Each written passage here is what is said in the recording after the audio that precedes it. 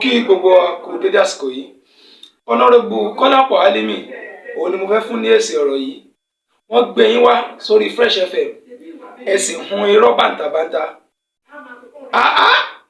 Sójú òtí yín àtẹ̀yìn àti gómìnà lọ́sùn kí ló tẹ̀ ń pa irọ́ fáyé. Honorable Kọ́lápọ̀ Álímì ní Ìdó Ọ̀ṣun táwa ti wá, Ìdó Ọ̀ṣun táwa ń gbé àbíbò mi lẹ́ ń sọ. Ẹ wá mú àtàmọ̀ ẹ wá ń pa irọ́ torí ipò. Ẹ fi ipò lẹ́jọ́ kan ẹ ti gbàgbé ni. Ẹ wá ń pa irọ́. So Oyinlọ́lá ìdẹ́ sọ fún Anísì ni pé àtOyinlọ́lá àti Arẹ́gbẹ́ àtOyètọ́lá àwọn mẹ́tẹ̀ẹ̀ta kò sí èyí tó ní làákàyè inú wọn. Torí ìtumọ̀ tẹ́ sọ fún wa nìyẹn. Nígbà tí bàbá Oyinlọ́lá tí wọ́n ṣèjọba, ìgbà tó Oyinlọ́lá ṣèjọba ọmọ Oyinlọ́lá gbàtà ṣèjọba, ẹni wọ́n ṣiṣẹ́ lára airport yẹn. Ìgbà tí wọ́n kúrò lórí ipò tí ọ̀gbẹ́ni Arẹ́gbẹ́ṣọlá débẹ̀, àwọn náà ṣiṣẹ́ lórí ọ̀gbẹ́ni Arẹ́gbẹ́ṣọlá tẹ̀ wá ṣiṣẹ́ lórí ẹ̀jù. Sọ́pọ̀lọ̀ ọ̀gbẹ́ni Arẹ́gbẹ́ṣọlá ọpọlọ wọn ò pé tí wọ́n fi ná adúrú owó tí wọ́n ná sórí airport Ìdó Ọ̀ṣun nígbà náà. Ẹ wo adúrú fẹ́ǹsì tí wọ́n ṣe, ẹ wo owó tí wọ́n ná sínú ibẹ̀ yẹn. So ọpọlọ wọn ò pé ìhó wà ń bẹ̀ gbà náà. Àwọn tí wọ́n ní ṣe pẹ̀lú aviation, àwọn aviation ministers àtàwọn tó wà lọ́ṣun tó jẹ́ engineers, commissioner for engineer, gbogbo wọn ò ní rònú gbà náà débi pé wọ́n mọ̀ pé kò tó wà ń bẹ̀ ò gbọ́dọ̀ ná dúró owó yẹn nígbà náà bí. Wọn ò sì mọ̀ wípé àwọn ilé wà lára ibẹ̀ tí wọ́n compensate àwọn èèyàn gbà náà. Oyètọ́lá débẹ̀, àwọn air force tí wọ́n fún níbẹ̀ tí wọ́n ń lo apá kan ọbẹ̀ ńgbà náà, wọn ò mọ̀ wípé bẹ̀yẹn ò ṣe kọ́ airport àbí ẹ̀mọ́ tó ń pè ní air force base, ẹ̀mọ́ nǹkan tó ń pè ní aviation city. Wọn ò mọ̀ wípé airport ò ṣe kọ́ ń bẹ̀ ńgbà náà tí wọ́n fi gbé aviation city wá síbẹ̀, àbí ẹ̀rọ púpọ̀ mi láwọn tẹ̀ ń bá sọ̀rọ̀ ni. Kí ló ń ṣe yín náà ṣe bàràbàrà bí ẹ̀rọ báyìí? Kọ́lápọ̀ Álímì, ṣé tó bá jẹ́ pé ipò òṣèlú tẹ́ ẹ wà, ṣé ipò òṣèlú tẹ́ ẹ wà, ṣó yẹ kó gba ìrònú ni? Ṣó yẹ kó gba ọpọlọ wa láti lè mọ́ lè sọ òdodo ọ̀rọ̀ ni? Kí ló ń ṣe wà náà? Torí pé sáfẹ́ ẹ̀fẹ́ tẹ́ gómìnà yín lọ́rùn.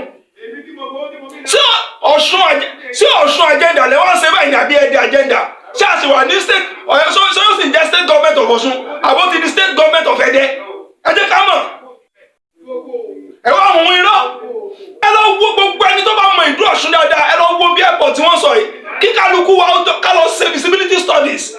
Ẹ lọ sọ iye ilé tó wà bẹ́ẹ̀ ní ilẹ̀ tó jẹ́ pé láti ọdún tí àwọn òyìnbó ti ṣe aerodrome síbẹ̀. Àwọn ọmọ Ìdó Ọ̀ṣun ò kọ́ ilé sí orí gbogbo ilẹ̀ tó wà ní gbogbo agbègbè yẹn pátápátá. Torí irú òní ni wọ́n fi kọ́lé síbẹ̀.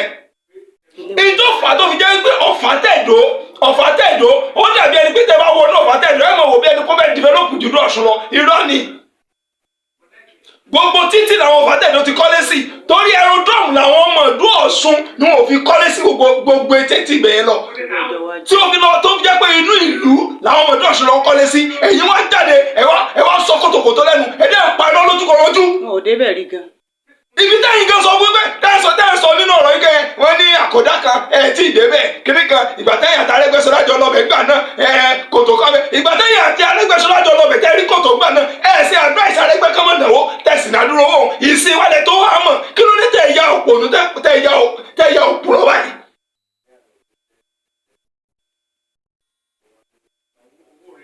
Honorable Kọ́lápọ̀ Álímì, èyí tẹ́ ẹ sọ yẹn ẹ lọ kó jẹ kẹsàn pẹ sọ bẹ́ẹ̀ mọ́ torí òpùrọ̀ ayérayé ni òpùrọ̀ tó jẹ kí ló dé ipò òṣèlú mọ ọmọ sọ̀rọ̀ yẹn ní nǹkan mi o 2026 ń bọ̀ gbogbo èyí tẹ́ wà ní kábínẹ̀tì gómìnà Adémọ́lá Adélékè tẹ́ jẹ́ ọmọ Ìdó Ọ̀ṣun tẹ́ ń gbàbọdè fún Ọ̀ṣun tẹ́ lè sọ̀rọ̀ torí ipò òṣèlú à ń bọ̀ fún ẹ̀yin inú Ọlọ́run àwọn alálẹ̀ Ìdó Ọ̀ṣun abiyín gbogbo tẹ́ bá kójọ ń bẹ̀ tẹ́ ẹ̀ bá ṣe òdodo gbogbo tẹ́ bá kójọ ń bẹ̀ tẹ́ ẹ̀ bá sọ òdodo àwọn alálẹ̀ òní tó wúlò fún yín kì í ṣe pé tẹ́ ń gbàbọ̀dẹ̀ fún Ọ̀ṣun gbé tẹ́ wà ní kábínẹ̀tì gómìnà Adémọ́lá tẹ́ lè sọ òdodo. Ẹgbẹ́ tó lẹ̀ ẹ̀ sọ́lẹ̀ wọ́n dẹ̀ parọ́ ọmọ yín lójú ayé yín Kọ́lápọ̀ Álímì dẹ̀ parọ́ ọmọ ogun yín lójú ayé yín ẹ̀dẹ̀ lajú lẹ̀ dẹ̀ wòran gbogbo yín dájọ́ wọn náà tún tẹ̀wá kábínẹ̀tì Adeleke mo sọ ẹ̀yin inú ọlọ́run ẹ̀yin òpòrọ̀ òsì yìí